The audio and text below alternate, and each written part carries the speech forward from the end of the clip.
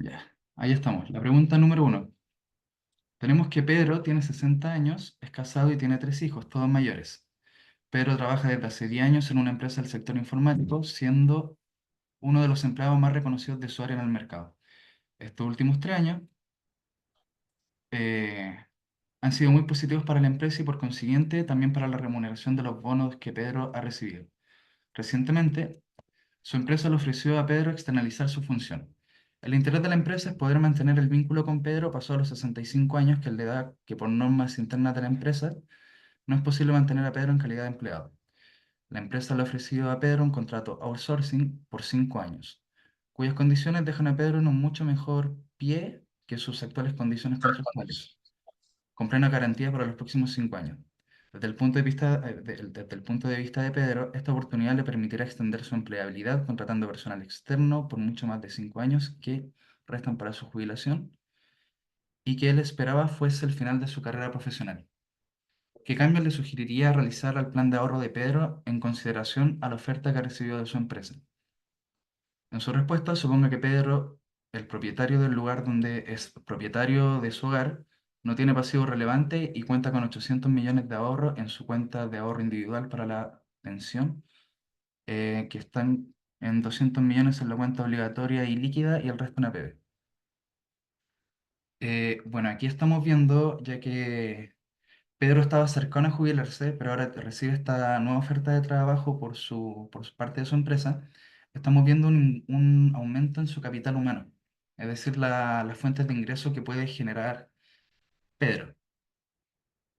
Por lo tanto, ya que tenemos un mayor capital humano, se recomendaría una mayor inversión en activos riesgosos y también tenemos que considerar la fuente de estos ingresos, la fuente de su capital humano. En este caso estamos viendo que es la industria informática. Por lo tanto, debiese desinvertir, el aumento de activos riesgosos no debiesen estar relacionados con la industria informática. Preferentemente una inversión negativa, una correlación negativa, para aumentar el efecto de la diversificación. Eh, entonces, estos eran como los tres puntos claves que estábamos planteando aquí. Entonces, que una caída o pérdida del valor de la industria en la cual provienen los ingresos, es decir, de la cual proviene el capital humano, implica una disminución de la riqueza futura. Por lo tanto, buscamos la diversificación del riesgo, disminuyendo la exposición que tenemos con esta industria. Esto dice que se puede hacer de dos formas. Una, disminuyendo la inversión en activos riesgosos que sean de la misma industria o que correlacionen positivamente, ah, disminuyendo la inversión, claro, disminuyendo la inversión, la exposición que tenemos con esta industria o que tengan una correlación positiva, o la otra forma es también invirtiendo en activos riesgosos con correlación negativa. Así aumentamos la diversificación de nuestra cartera. Eh, con este tema de la inversión, dos puntos. Número uno, siempre tenemos que identificar la fuente de los ingresos y también tenemos que identificar la fuente de los pasivos. Esto significa que si yo tengo pasivos relevantes, yo tengo que aumentar mi inversión en pasivos que se relacionen, en activos que se relacionen con mis pasivos. Por ejemplo, si tengo una hipoteca y esta está denominada en UF, entonces también debiese invertir una parte de mi portafolio en activos que se correlacionen positivamente con mis pasivos. Es decir, que fueran bonos denominados en UF, bonos corporativos, bonos de la tesorería, Banco Central, eh, para lograr una cobertura de mis pasivos. Entonces, a una mayor deuda, a un mayor valor de los pasivos, tengo una menor riqueza. Por lo tanto, invertir en los activos que se correlacionan positivamente con los pasivos. Eh, También lo otro que se podía considerar aquí, ya que Pedro estamos diciendo que tiene que pagar la hipoteca, no tiene mayor deuda, los hijos ya son mayores, por lo tanto tampoco estamos viendo que tenga que pagar colegio, universidad, etcétera, pero por su edad sí pudiera tener alguna enfermedad, por ejemplo. Entonces también sería recomendable el invertir en la industria farmacéutica, ya que su rentabilidad debería estar correlacionada con el aumento de precios de medicamentos, por ejemplo. Entonces, esta es la lógica cuando estamos analizando la inversión en base al capital humano de un individuo.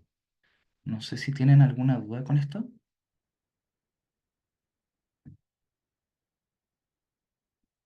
Ok, pasamos a la No, pregunta. por ahora no, todo claro. Buenísimo. Y ok. Acá estábamos viendo cuál es el activo libre de riesgo para un inversionista domiciliado en Perú que ha definido el dólar americano como la moneda de base sobre la cual calculará las pérdidas o ganancias de su portafolio.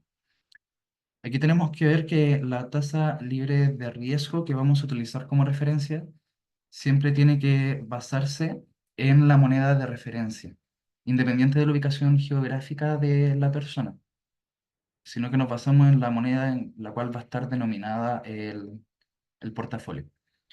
Entonces, si aquí dice, si las pérdidas o ganancias se miden en dólares americanos, el activo libre de riesgo corresponde a los instrumentos del Tesoro de Estados Unidos, la tasa que imponga la Fed. Entonces, la moneda funcional determina la tasa libre de riesgo a utilizar. Eso es mm, para que se lo grabe nomás, no tiene como mayor complicación. José, ahí por ejemplo en el caso de peso chileno, que está el peso chileno y está el UF, ¿lo tenemos que considerar como dos monedas distintas? Ponte tú si yo tengo en UF o tengo peso y me protejo en UF, como que estaría entre comillas ganando un poco más pensando en que la UF podría tener también incluida la inflación. ¿Es razonable esa lógica? Es razonable esa lógica. Ahora Ya. a ver, diferencia peso, diferencia UF. No sé si hay otro país que también tiene algo parecido, pero Mm, mm, a ver, ya que estamos hablando de la misma moneda, deberían estar, la tasa libre de riesgo debería, de referencia debiese ser la misma. Pero igual, ya. como de ir poniendo el supuesto de eso, considerando que estamos hablando en peso o en UF, que su cobertura va a ser algo que se correlacione con peso o que vaya directamente al UF. Intenten O sea, plantear la en el distinción. fondo, si yo tengo peso, debería cubrirme con peso, y si tengo UF, debería cubrirme con UF.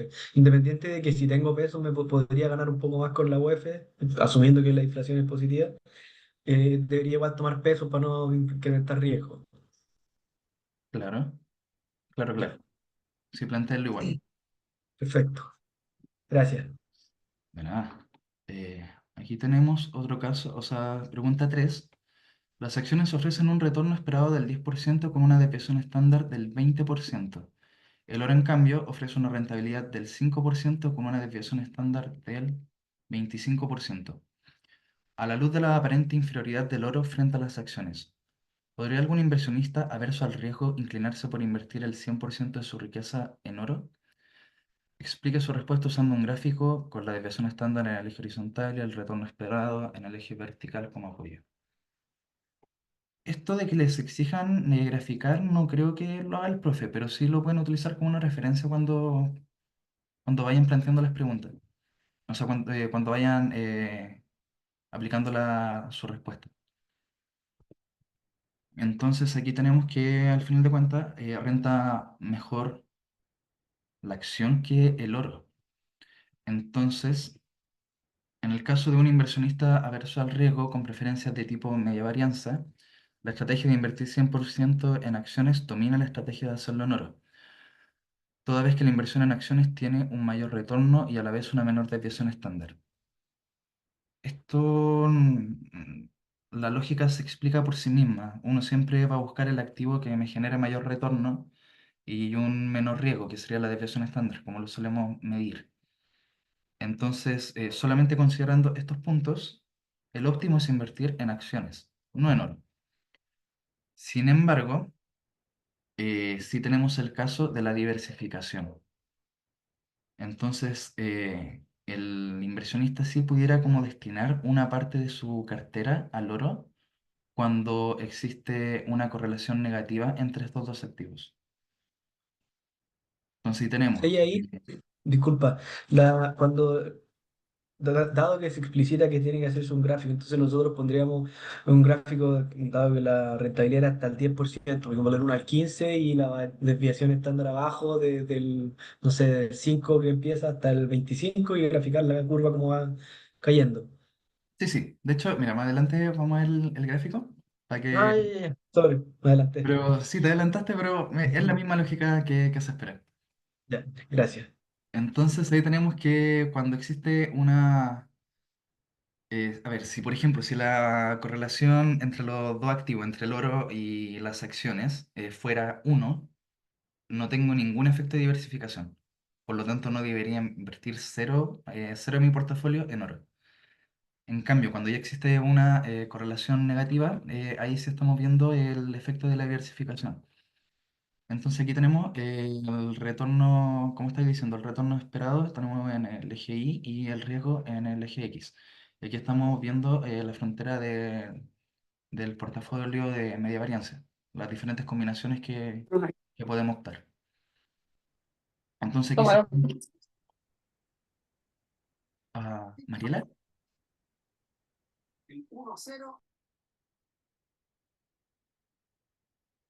Ok.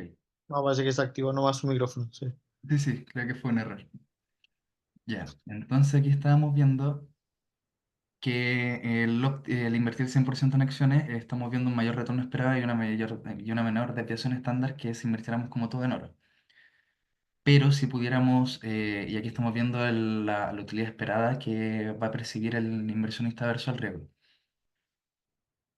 Pero cuando tenemos una correlación negativa entre estos dos activos, si pudiéramos como tomar una posición que nos desvíe un poco de solamente acciones e invertir un poco en oro por el efecto de la diversificación. José, consulta ahí en ese, ¿cómo se llega a ese gráfico ahí? Como porque, A ver, estas son las diferentes combinaciones que pudieras hacer del portafolio según las ponderaciones de cada uno de los activos que estás poniendo. En este caso se da la vuelta, se da, ¿cómo decirlo? Se da una vuelta porque el oro siempre tiene un menor retorno y un mayor riesgo. En cambio, si estuviéramos hablando, por ejemplo, de que los dos activos que estamos comparando tuvieran el mismo retorno, pero tienen diferentes desviaciones estándar, estaríamos viendo una línea horizontal. Y esas serían nuestras combinaciones. No sé si sí, quieren mi que... consulta era como de cómo construir el gráfico. No sé si eso tú lo construiste o si es que se hace con alguna función o Ah, solo por el ya, enunciado geográfico de esa manera.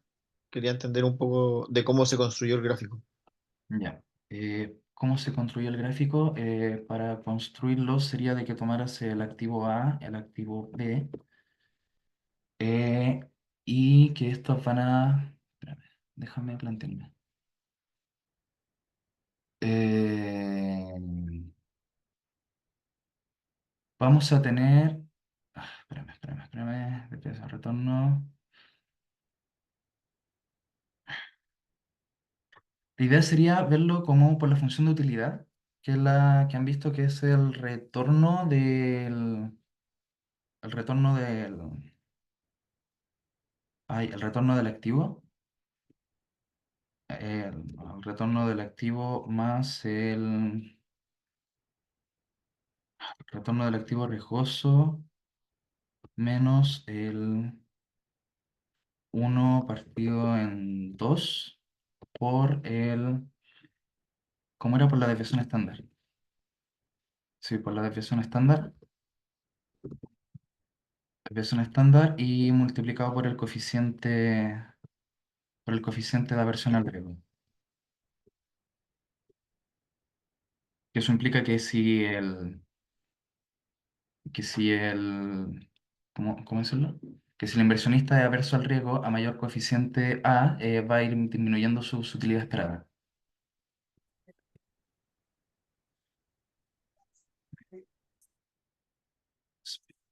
Y para el gráfico, la idea de esto sería que vayan teniendo como les decía, el activo A y el activo B, y que su el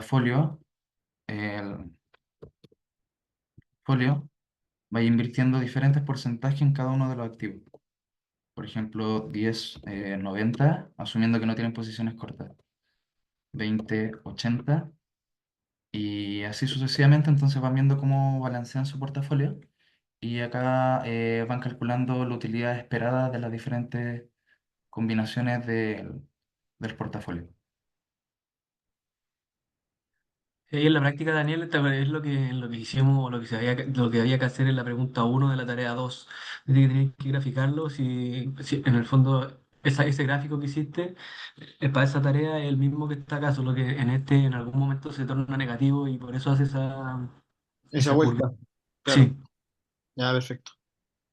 Claro, porque de hecho es lo que les decía, si tuviéramos, no sé si aquí puedo dibujar, sí, si tuviéramos igual, uy, no sé cómo se si tuviéramos igual retorno esperado para el A y para el B, pero diferente desviación estándar, el gráfico se haría así, de las combinaciones del portafolio. Entonces ahí solamente no diríamos que nos tiramos por el activo que presente un menor riesgo, una menor desviación estándar, siempre y cuando no afecte la correlación de los activos.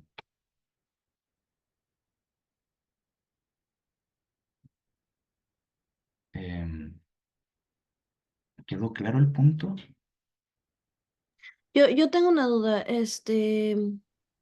José, en esta pregunta sería mejor invertir en acciones que oro porque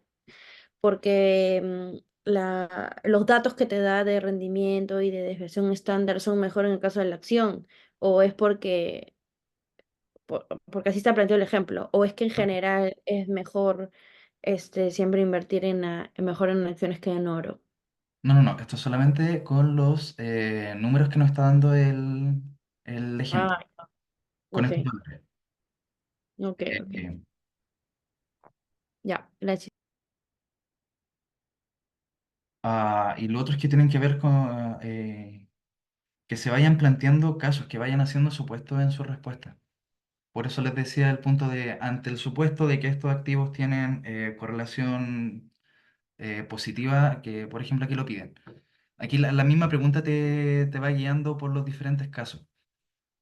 Pero si no hubiera punto A, punto B, punto C, ustedes debiesen decir, ante el supuesto de que no existe, que tienen una correlación igual, no invertiría en el oro, solamente en la acción, porque me genera una mejor combinación de retorno y riesgo.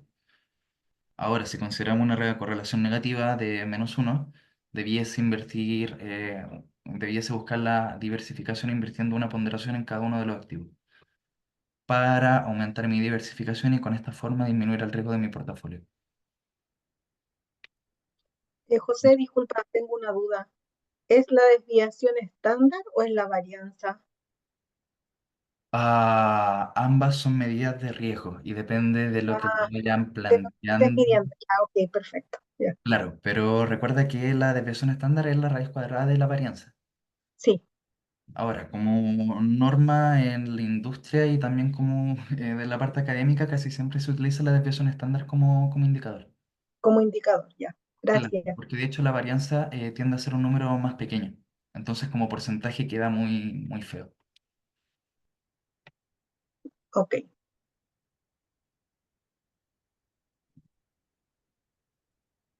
Ok. Y entonces eso es lo que les pedía, que vayan poniendo los ejemplos, cuando les piden comparar dos activos, que vayan poniendo los ejemplos. Si se correlacionan positivamente, si no tienen correlación, si tienen correlación negativa, vayan planteándolo. Ok. Eh, Pregunta 4. No lo veo. Considera un mercado en donde la tasa libre de riesgo es del 8% y el retorno esperado del portafolio de mercado es del 18%. Y el modelo CAMP es un buen modelo para calcular los retornos esperados. ¿Cuál es el precio futuro que los inversionistas esperan para una acción cuyo precio actual es de 100 y paga dividendos de 9 y tiene un beta igual a 1?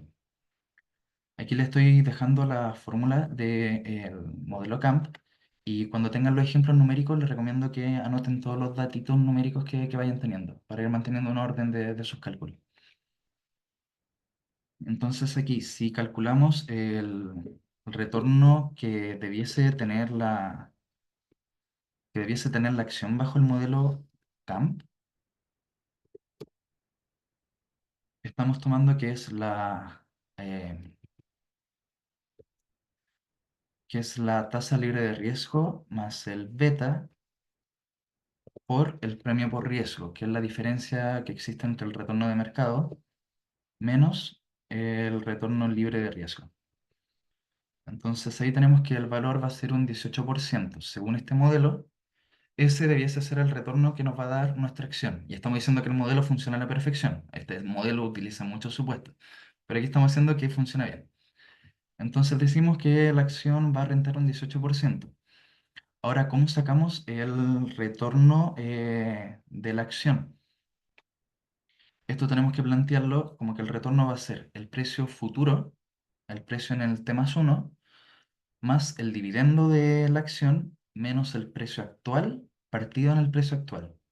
O también lo pueden plantear de esta otra forma, que solamente cambia la nomenclatura, que sería el precio en T más 1 más el dividendo partido en el precio actual, y esto menos 1. Eso lo tiene una porcentaje.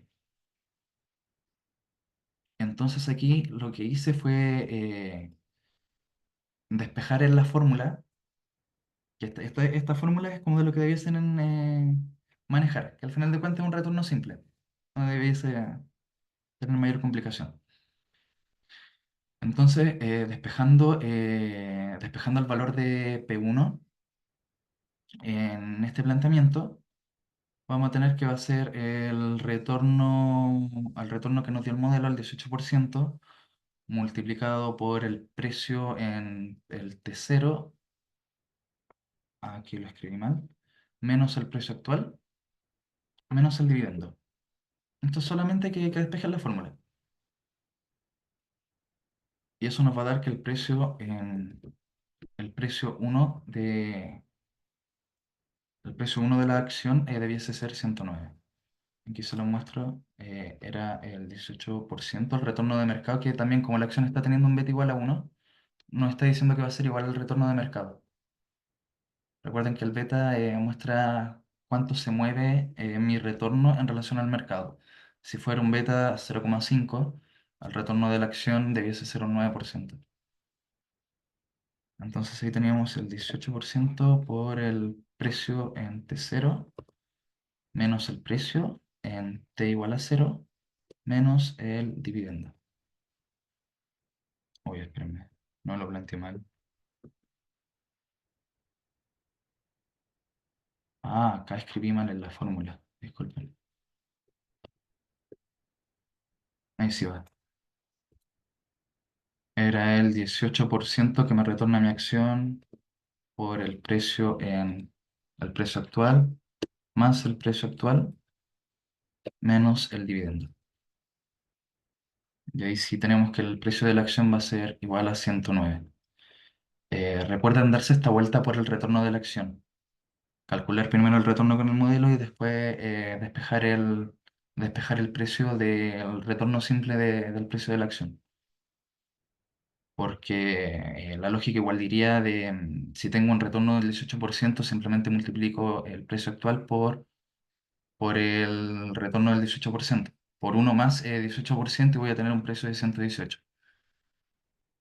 Pero no funciona así porque estamos teniendo que la acción tiene dividendo. Entonces tenemos que ver el efecto que tiene eso sobre el retorno. Entonces, uy, ok, nos vamos a quedar fuera de tiempo. Cuando se corte la grabación voy a mandar otro link a Zoom y ahí se los publico en el curso para que se puedan reconectar y seguir con la identidad. O podemos entrar al mismo link. ¿Puedo reiniciar la misma? Creo que tengo que crear otra sesión, ¿no? Ok. Ya, está bien. Yo les comparto otro link. Eh, y ok, dice, ¿cuál es el beta de una acción que tiene una rentabilidad esperada del 6%? Entonces aquí lo que tenemos que hacer, basar del modelo CAMP, de la fórmula del CAMP, vamos a despejar el beta. Eso nos va a dar que el beta va a ser igual al retorno del activo menos el retorno libre de riesgo partido por el premio por riesgo. Es un despeje bastante simple. Nunca les van a pedir despejar más de dos variables o algo por el estilo. Entonces el beta va a ser igual al retorno del activo, que nos están diciendo que es el 6%, el retorno del activo del 6% menos la libre de riesgo, y esto partido por el premio por riesgo. Que el premio por riesgo iba a ser el retorno de mercado menos el retorno libre de riesgo. Y entonces ahí nos da que el beta, esto no debiese ser porcentaje. El beta del activo estaría siendo del menos 0,2. Es decir, se mueve en contraposición al mercado.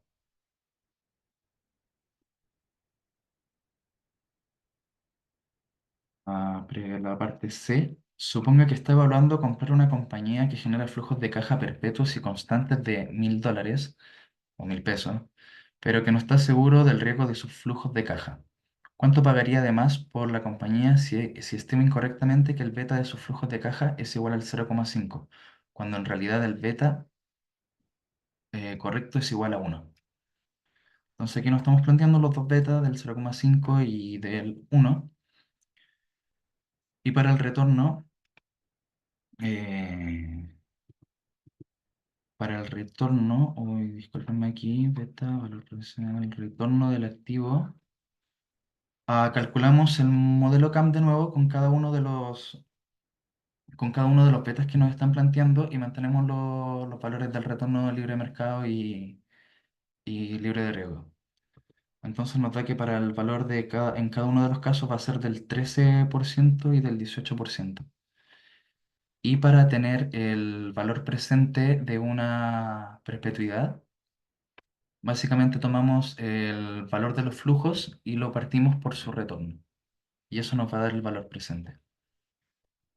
Y ahí estamos viendo una diferencia igual bastante considerable entre los dos cálculos, para que vean lo importante que es calcular un beta adecuado cuando están valorizando el activo. No sé si tienen alguna duda respecto a esto, que esto es básicamente que manejen la fórmula del campo. Retorno libre de riesgo más beta por retorno de mercado menos retorno libre de riesgo. Entonces, recomiendo que sea una de las fórmulas que manejen para el examen. Ok, gracias. Ahí, José, la respuesta sería la diferencia, eso 2136, Claro, porque dice, ¿cuánto pagaría de más por la compañía si estime incorrectamente que el beta es su flujo? Entonces, esa es la respuesta, claro. ¿o no? Ya, Sí, estaríamos pagando un sobreprecio de $2.000 si estuviéramos calculando un beta del 0,5 cuando en realidad era de 1, porque estimamos mal nuestro retorno, los retornos que nos iba a generar el activo y por ende aumentamos el valor presente de comprar este activo. ya, gracias. De nada. Ya. Pregunta 5. La acción de ABC se vende en el mercado a un precio de $50 y su precio a un año plazo dependerá de las condiciones económicas que imperen en ese momento, de acuerdo a la siguiente tabla. Aquí estamos viendo que tenemos un escenario de boom económico, entonces el precio de la acción va a pasar a 60 y va a pagar un dividendo de 3. En normalidad va a tener va a valer 52 y va a pagar un dividendo de 2. Y en recesión la acción caería de valor, sería 44 y nos va a pagar un dividendo de 1. Entonces nos dice, calcula el valor esperado y la depresión estándar del retorno de una cartera que invierte 30% en la acción y un 70% en un bono de gobierno a un año plazo cuya rentabilidad ofrecida es de 3%. Suponga para esto que los escenarios son igualmente probables.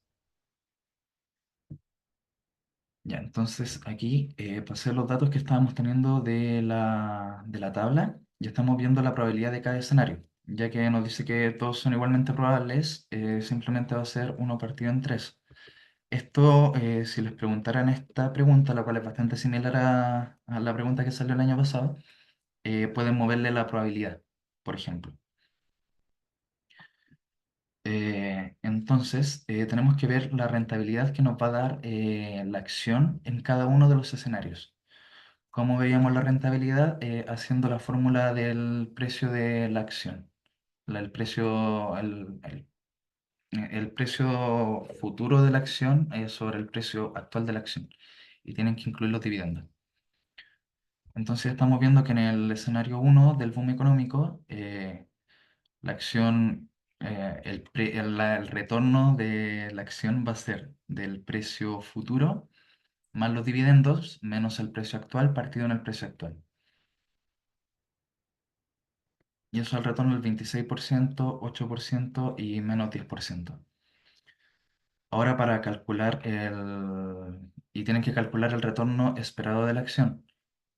Por lo tanto, lo que aquí van a hacer, el retorno esperado de la acción tiene que ser, le aplicaré aquí la fórmula suma producto, pero tiene que ser la probabilidad de ese escenario más el retorno de ese escenario, o sea, multiplicado por el retorno de ese escenario, más el retorno del otro escenario por el retorno del segundo escenario, más la probabilidad del tercer escenario por el retorno del tercer escenario. Y nos da que el retorno esperado de la acción va a ser del 8%. Y nuestra cartera está invirtiendo ¿cómo era? Un 30% en el activo riesgoso, el doble va a ser del 30% y del activo libre de riesgo del 70%. Por lo tanto, para calcular el valor del portafolio, vamos a tomar el 30% invertido en el activo riesgoso por el retorno esperado del activo riesgoso más la ponderación del activo libre de riesgo por el retorno del activo libre de riesgo. Y eso nos da que la cartera va a rentar un 4,5%. Ahora, para calcular la desviación estándar, tienen dos formas, así que les voy a mostrar los dos cálculos para que ustedes se queden con la que les acomode más. La primera es simplemente tomando el precio, o sea, la desviación estándar del activo. Aquí primero les planteo la varianza. Por simplicidad les recomiendo que para esto, para que no vayan a poner mal los datos en la calculadora, por olvidarse de calcular la raíz cuadrada, partan calculando la varianza, que va a ser como un cálculo un poquito más simple y después le aplican la raíz cuadrada y llegan a la desviación estándar, dependiendo de lo que le estén pidiendo en la pregunta. Entonces, para calcular la desviación estándar del activo, vamos a tener, o sea, partimos con la varianza, vamos a tener la probabilidad del escenario uno por el retorno en dicho escenario menos el retorno esperado del activo. Esto al cuadrado más el segundo escenario, la probabilidad del segundo escenario, por el diferencial entre el retorno en el segundo escenario menos el retorno esperado, al cuadrado, y después repetimos lo mismo con el tercer